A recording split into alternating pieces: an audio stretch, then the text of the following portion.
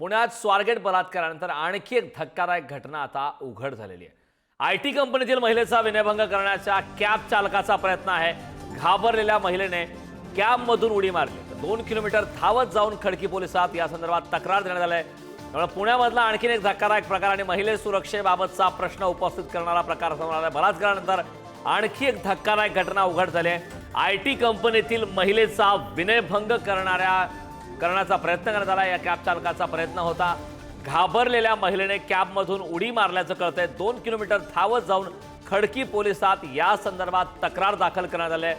त्यामुळे पुण्यामधील सुरक्षेचा प्रश्न पुन्हा एकदा आता ऐरणीवर आलेला आहे। बलात्काराच्या घटनेसंदर्भातली घटना ताजी असतानाच आणखीन एक धक्कादायक घटना उघड झालेली आहे, ज्यामध्ये आयटी कंपनीतील महिलेचा विनयभंग करण्याचा प्रयत्न झालाय।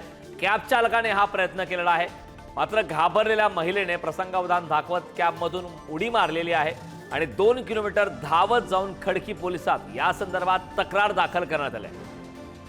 त्यामुळे एकीकडे आपण पाहतोय सरकारच्या माध्यमातून आता या संदर्भात बैठकांचं सत्र होणार आहे। महिला सुरक्षेचा प्रश्न ऐरणीवर आलाय।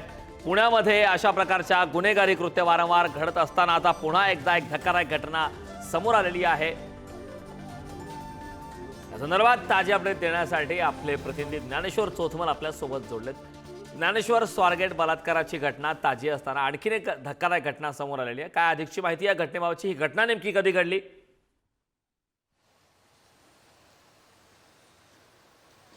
41 वर्षीय एक महिला जी आयटी कंपनीमध्ये कामाला होती, पुण्यातल्या कल्याणीनगर भागातून ती पिंपरी सौदागरला जाण्यासाठी निघाली होती आणि तिनं आपल्या मोबाईलवरून एका ॲपवरून टॅक्सी बुक केली। टॅक्सीत बसून ती प्रवास करत होती।